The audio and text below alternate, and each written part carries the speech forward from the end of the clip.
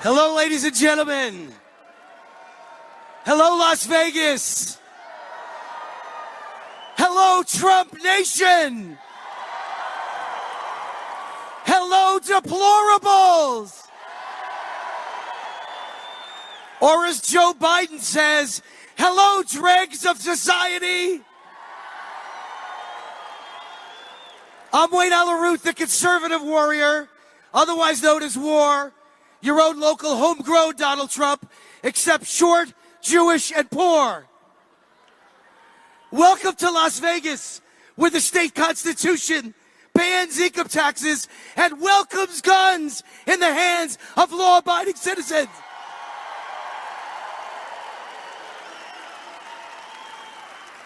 Welcome to our state of Nevada, where the state constitution limits the state legislature to be in session only 4 months every 2 years. Let's try that with Congress. This is a state where we term limit the politicians. Let's try that with Congress. I say limit all the politicians to 2 terms. 1 term in office and 1 term in prison.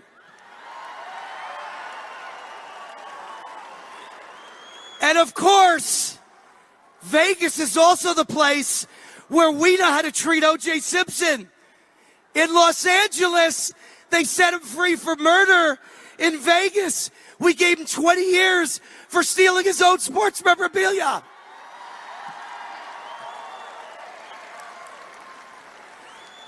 I love this town, and I love President Donald J. Trump. Do you know what tomorrow is? International Peace Day. And I think the way President Trump has handled North Korea, the Middle East, Israel, the PLO, I think the end result is we owe him. He deserves, he's earned the Nobel Peace Prize.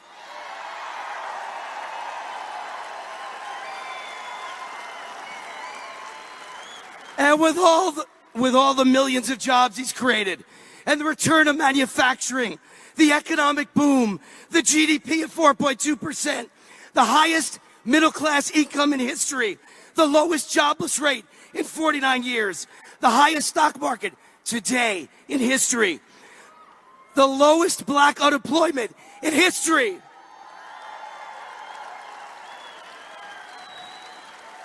The lowest Hispanic unemployment in history. The lowest female unemployment in 65 years. The lowest youth unemployment in 50 years.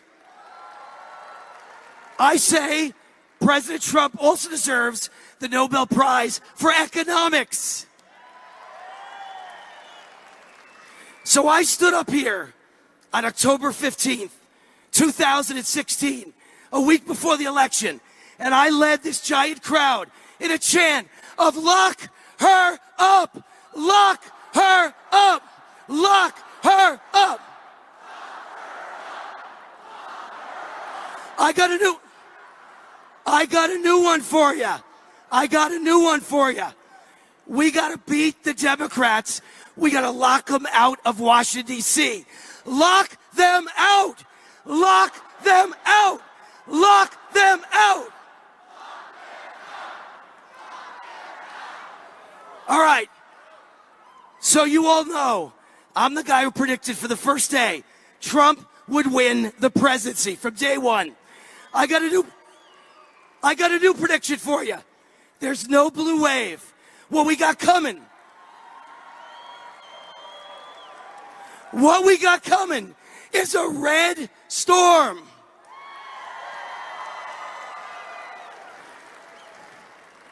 We're coming with pitchforks like cornered wolverines. We will protect our president. We must protect our president. There is no choice but victory, because losing means the end of Trump, and the end of Trump means the end of America. Now, our enemies, Our enemies don't really hate Trump. They're not really after Trump. They're after you and me. They're after American exceptionalism. They're after the American dream. They're after capitalism. They're after middle-class jobs. They're after Judeo-Christian values. They're after our military. They're after our police. And you know why they're after Trump? Because he is the only one standing in their way.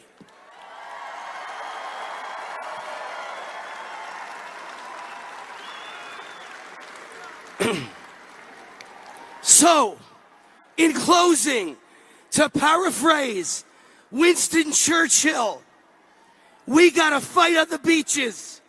We gotta fight on the prairies. We gotta fight on the mountains. We gotta fight in the desert. We gotta fight in the cities. We gotta fight in the suburbs. We've gotta fight on the farms. We have to fight for every black vote, every Hispanic vote, every female vote, every gay vote, every Jewish vote, every middle class vote. Because to lose this November, to lose Congress, is to lose Trump. And to lose Trump is the end of America. So, get out there and give 180%. Give everything you've got for Dean Heller, for U.S. Senate, for Governor Adam Laxalt, for Congressman Danny Tarkanian and Congressman for Congress Crescent Hardy and the entire GOP ticket. And we will lock them out. Lock them out. Lock them out. God bless America. God bless capitalism. And God bless the greatest conservative president in the history of the United States, Donald Trump.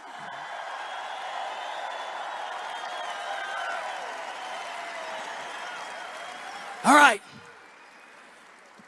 I'm also here to make an introduction to the greatest GOP state chairman in the United States of America, the longest serving GOP state chairman in the history of Nevada, the longest serving GOP state chairman in the United States of America, friend of our president, my friend, son of Nevada, Michael McDonald.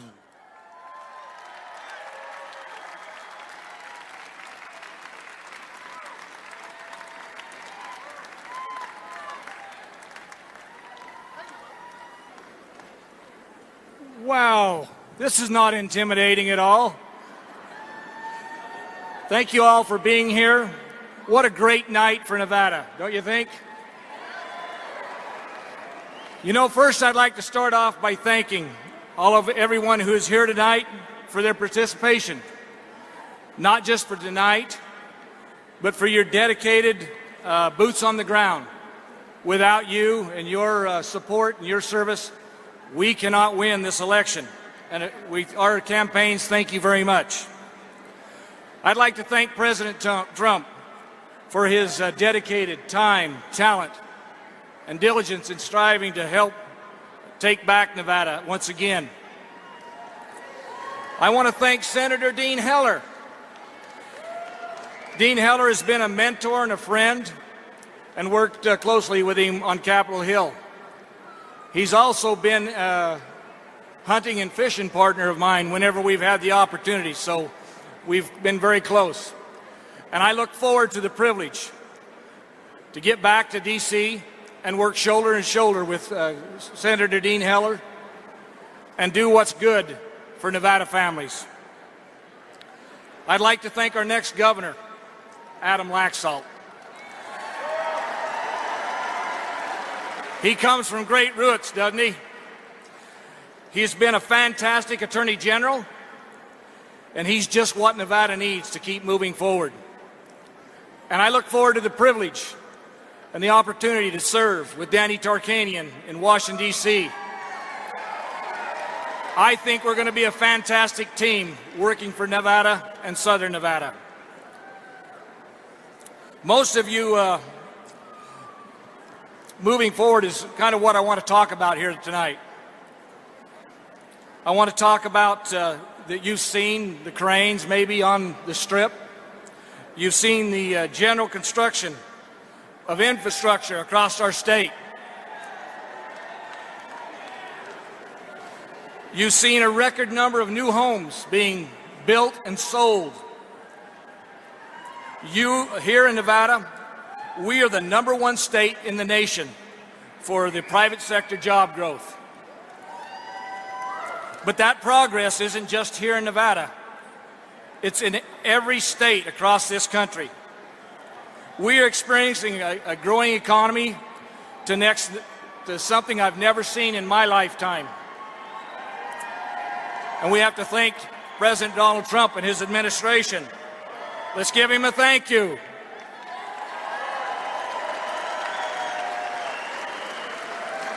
We must not go backwards from here. We must not roll back the tax cuts and the regulatory reform from here. We must not roll back the opportunities that this administration has given to every small business, minority group, and our veterans across this country. Look, I've had the privilege of building in small businesses, and I've created hundreds of high-quality, high-paying jobs right here in Southern Nevada. Jobs that help families buy homes, cars, and send their children to college. Isn't that what you would like in an elected official? Now, I'd like to take a little look at my opponent. He lives in Virginia, where he owns a $1 million home in a swanky suburb, where he's voted the last 3 elections in Virginia. Let that sink in just a little bit. It's where he's paid taxes, where he's put his children to school. It's almost 4 years since Stephen Horsford's been here in Nevada. Worked and drove our roads, utilized our schools, paid our taxes, or voted here. He's back because he wants a job. Now, I want to just explain something. When I left Congress 2 years ago, I moved home and returned to the life that I've always known, a life spent with my family and friends, getting my hands dirty. I went back to working construction, mostly building infrastructure facilities to house hogs. Can you think of a better place and a better preparation than that to go back to Congress? I think I have that qualified. I am grateful for the opportunity to be here tonight. I'm grateful for the privilege to have great state candidates to work and campaign alongside with. And I'm grateful for the grassroots folks to whom our wins are not possible. If there's one thing that I'd like you to remember tonight, remember when you vote, vote for somebody who's tough, somebody who's Nevada tough. Thank you and have a great evening.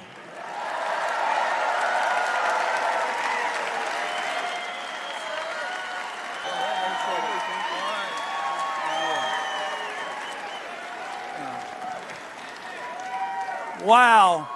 Wow. What an honor it is for me to be here today and speak before all of you. I would not be on this stage with the most powerful man of the entire world without the support of my family and the thousands of volunteers and supporters. I want to thank each and every one of you very, very much.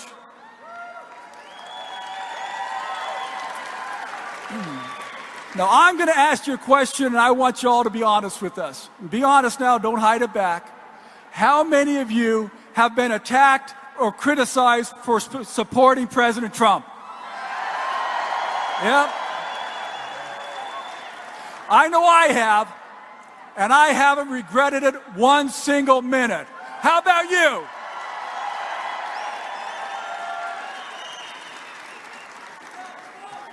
That's because I believe very strongly in President Trump's America First policies, and I knew that President Trump had the courage and the conviction to keep the promises he made. He promised to get our economy going again. And what do we have now? The lowest unemployment rate in 50 years.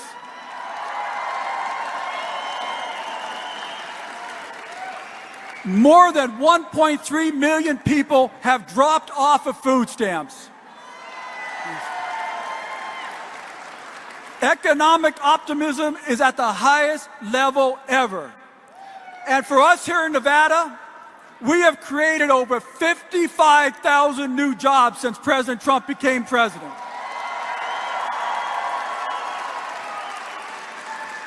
With President Trump, a promise made is a promise kept. And candidate Trump didn't when he said he was going to create these new jobs, he said they were going to be higher paying, better quality jobs. Well, now we have the highest level of a wage increase in almost a decade. Middle class income has risen to the highest level ever. A promise made is a promise kept. Remember when candidate Trump said he was going to bring manufacturing jobs back to the United States? They laughed at him. They criticized him. But now, manufacturing jobs have seen the highest increase in 23 years.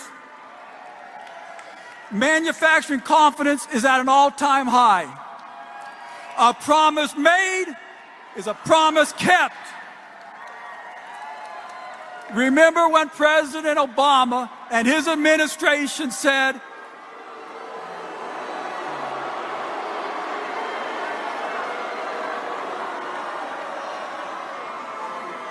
yes, remember when they said that 2% economic growth was a new norm in our country? And President Trump said, no, that's not acceptable. We're going to do 4% or better. And what did we have this last quarter? 4.2% economic growth.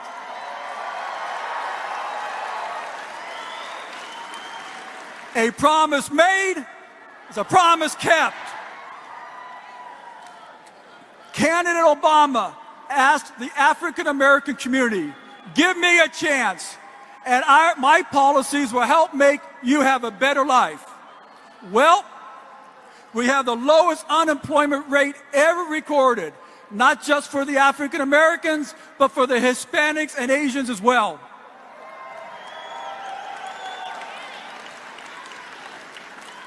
Candidate Trump. And African American home ownership is the highest in history. A promise made is a promise kept. Remember when candidate Trump said that he was going to make the NATO members pay their fair share of the cost? Yeah. A promise made, promise. Remember when candidate Trump said he was going to wipe ISIS out of Iraq and Syria?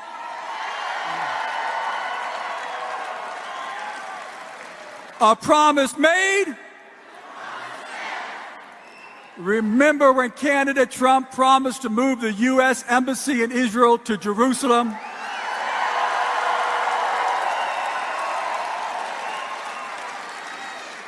As had so many other presidents. But with this president, a promise he makes is a promise kept.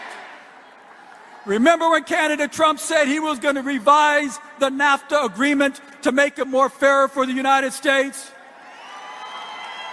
Well, with Mexico at least, a promise made. Remember when candidate Trump said he was going to reduce the trade deficit that the United States had? Well, we have already seen the trade deficit decreased by over $50 billion. A promise made. And remember when candidate Trump said he was going to be tough on illegal immigration? Well, finally, we have an administration that is enforcing our immigration laws. Arrests of MS-13 gang members and their associates are up 83% under President Trump.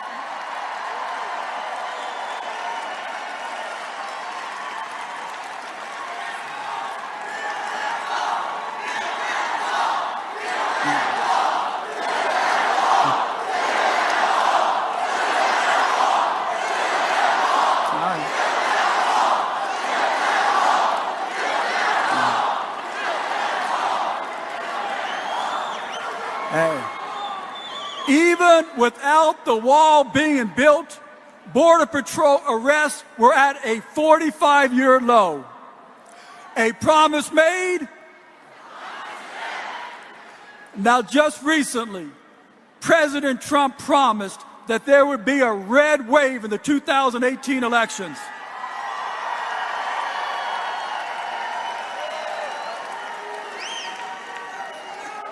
Now, all of us here in this room, we are going to help President Trump keep his promise. Because with this president, a promise made is a promise that will be kept. I want to thank all of you for coming out here today. I thank you for your support. I hope you get out and vote for Danny Tarkanian for Congress and CD3. Thank you very much.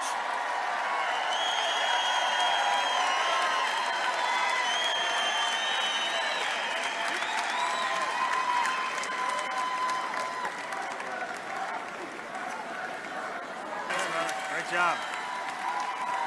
All right, Nevada, how we doing?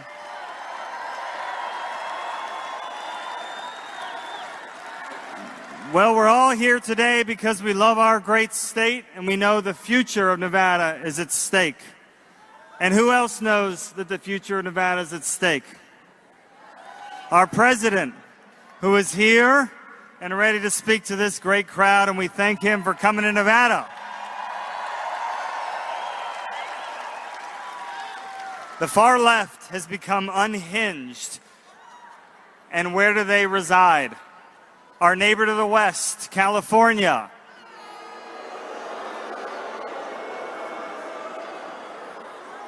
Some of it just makes you shake your head. With all the problems in the world, they muster all of their force to do what? Ban straws? Is that something we want here in Nevada? They have the highest poverty in America, and they've spent the most money on it.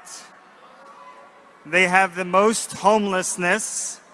They have so much homelessness that they have an app now so that people can report needles and other things so that it can be cleaned up on the streets. Is that something we want here in Nevada? They've got the highest housing costs in America. And what are they doing about it? Are they reducing government? Are they making housing cheaper? They're mandating that every single house built in California has a solar panel on it from here forward. Does that make sense?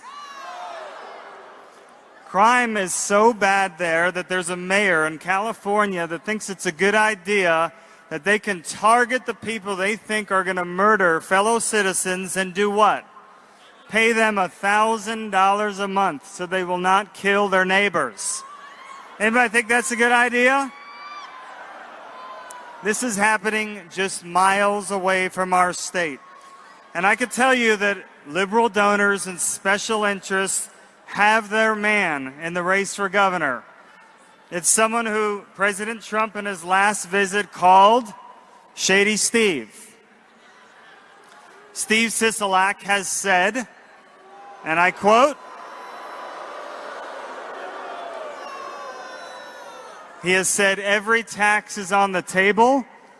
Do we want more taxes? He said he will raise property taxes. I will not raise taxes on hard-working Nevadans.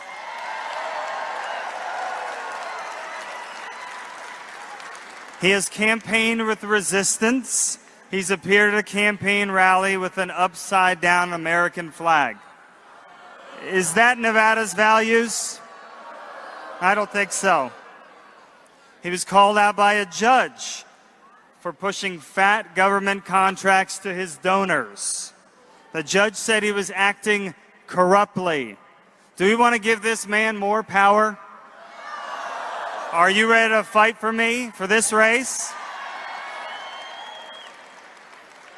Now, he has all the liberal money fighting here in Nevada because what do they want to do? They want to take Nevada, they want to turn us blue, and they want to turn us into California. Are we going to let that happen?